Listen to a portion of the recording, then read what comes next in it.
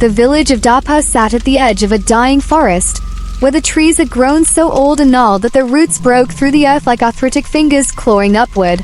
The people of Dapa had long accepted the rules passed down through generations. Never walk alone after the Maghrib prayer, never hang wet laundry past sunset, and above all, never stand in front of a mirror after midnight. These were not superstitions. These were laws written in blood and grief, enforced by things the daylight refused to acknowledge.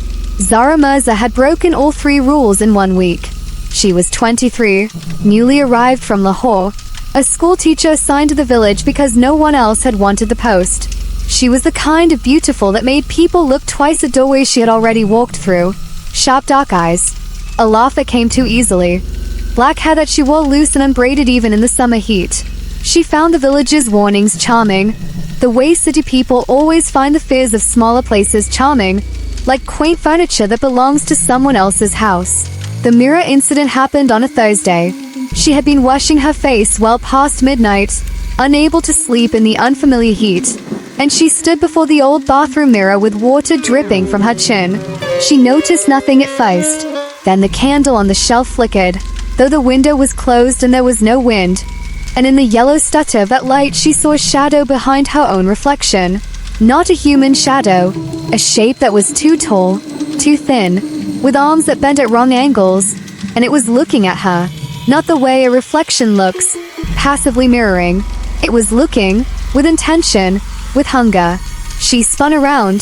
The bathroom was empty. When she turned back to the mirror, her own face stayed back at her. Alone. Normal. But the candle flame now leaned toward the mirror, not away from it, as though something on the other side was breathing. She told herself it was exhaustion. She was wrong. It began subtly. The way all terrible things begin. In the small hours. In the peripheral vision. In sounds that arrived a half-second before their source. The first night, she heard her name. Just her name. Spoken softly and close, as though someone sat just beyond the bedroom door. Zara. A man's voice. Low and resonant, almost musical. She opened the door to darkness. She checked every room. Nothing. The second night, the voice came again, and this time it was inside the room. She sat up, heart loud in her chest, and scanned the shadows. The moonlight made pale rectangles on the floor through the window grill. Everything was still, but the air was different, heavy and electric, like the moment before a monsoon breaks. And underneath the silence, she could feel something watching, not the casual noticing of a curious animal. Something patient, something that had decided. Zara, the voice whispered. I have been waiting for a very long time. She screamed and turned on every light in the house and did not sleep until the azan for Fajr poured through the village like clean water. She went to the oldest woman in the village, Dadi Haja, who was said to be 90 or 100 or older. No one knew, because she had stopped counting years the way old women sometimes stop counting grief. Dadi Haja listened to Zara's account without expression, rolling a tasbih through her fingers, her milky eyes half closed. When Zara finished, the old woman was quiet for a very long time. You stood before the mirror at midnight, she said finally. It was not a question. I didn't know. No, you never know. That is the point. Dadi Haja set down her tasbih. There is one who lives in the space between glass and reflection. He has lived there for 100 years, maybe more. He was a man once, they say, a very proud man who made a bargain he did not fully understand. Now he is something else, something that cannot touch the world, cannot speak to the world, except when a door is opened. What door? A mirror at midnight is a door. The old woman looked at Zara then, directly, and Zara felt the weight of that look. And you opened it, and he saw you. She paused, and he liked what he saw. What does that mean? What does he want? Dadi Haja picked up her tasbih again. What all lonely things want, she said quietly. Company, presence, but a jinn's love, child, is not like a man's love. A man who loves you wants to hold you. This thing, it wants to keep you, the way a jar keeps a butterfly, forever, still, and entirely his. Zara left the house in the late afternoon sun and tried to feel afraid. She felt something else instead, something she was ashamed of, a strange flutter in her stomach, a dangerous curiosity. Someone, something, had seen her cross some impossible boundary and chosen her, had waited, had spoken her name as though it were precious. She told herself this feeling was foolish. She was right, but she could not make it stop. That night, she did not turn on the lights. She lay in the dark and waited, her hands folded on her chest, her breathing slow and deliberate. She wanted to know. She was a teacher. She needed to understand things. The voice came earlier this time. "You are not afraid tonight." "I am," she said into the ceiling. "I'm just asking you to talk to me instead." A long silence.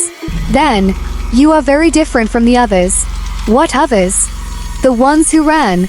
The ones who covered their mirrors and strung garlic and recited verses until I could not come close.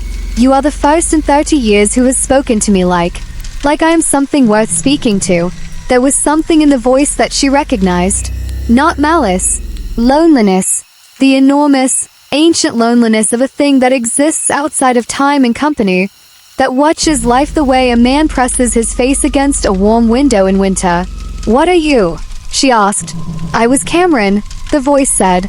"I was a man who wanted to live forever. I found someone who offered it. I did not understand the price." "What was the price?" "That I would live. But I would not be allowed to live among the living. I would watch.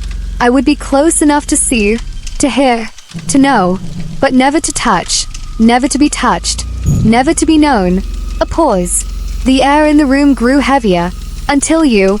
I can't give you what you want," she said. And she was surprised by how gently she meant it. "I know," the voice said.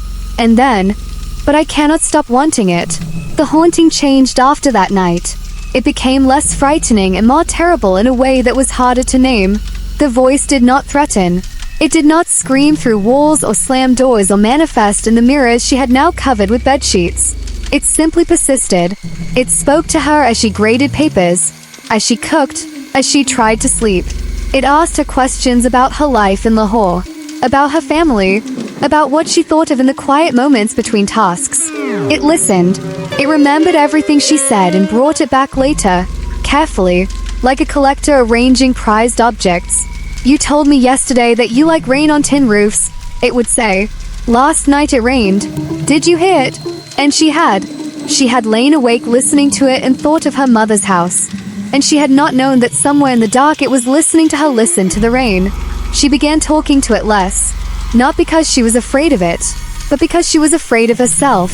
Afraid of how natural it had started to feel, afraid of how she sometimes paused in a doorway and waited, half hoping to hear her name.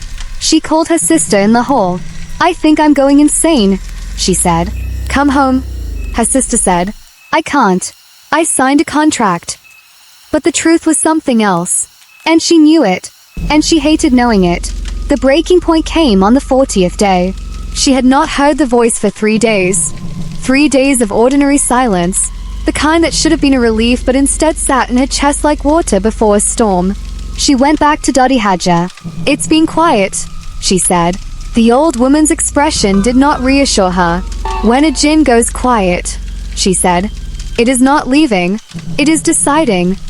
Deciding what? Whether to stay in the between space. Dodi Haja looked at her steadily, or whether to cross. Can it cross? It cannot cross on its own. It needs a door. The old woman stood, slowly, and moved to the window. A human door. A willing one.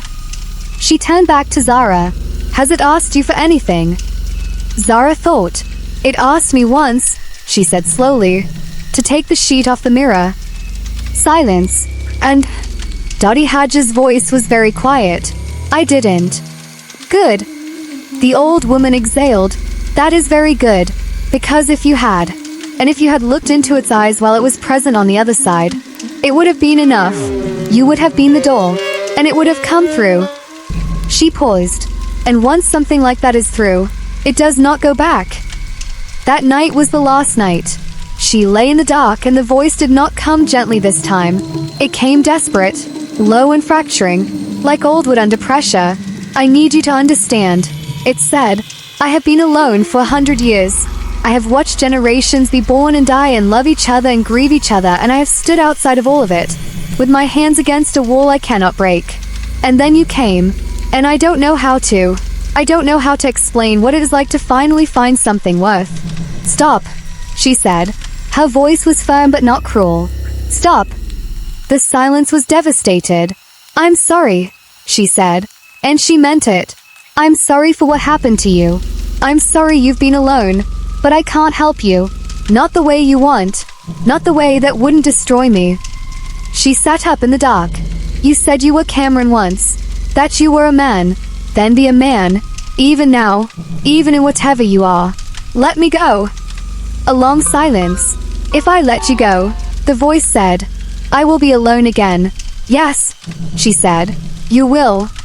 The silence that followed was the deepest she had ever heard. It had a texture to it, a weight. It was the silence of 100 years of loneliness pressing into a single moment. She held it. She did not look away from it. She let it be what it was. And then, slowly, the air in the room changed. The heaviness lifted. The electric feeling drained away like water finding a drain. The room became just a room. 4 walls, a ceiling, the grill-shaped moonlight on the floor. An ordinary night in a small village at the edge of a dying forest. She uncovered one of the mirrors in the morning. Only her own face looked back. She left APA the following week, contract or not. She told the district education office that she had a family emergency, which was not entirely a lie. Something had almost happened to her family, to the family she might have had, to the self she might have become if she had been a slightly different kind of woman. On her last evening in the village, Dottie Hadja pressed something into her hand, a small piece of mirror, no bigger than a thumbnail, wrapped in black thread and Quranic verses written on paper so old it had gone soft as cloth. Keep it covered, the old woman said, and never stand before a mirror at midnight. Zara took the train back to Lahore. In the window's dark reflection, as the train moved through the night countryside, she watched her own face. Just her own face. But once, just once, at a tunnel's entrance when the window went fully dark, she thought she saw, far behind her reflection, 2 points of amber light. She looked away. She did not look back. Some doors, once found, are never entirely closed. They are only kept shut. By will. By prayer. By the small mercies of distance and daylight and the choice, made daily, to not look too long into the dark.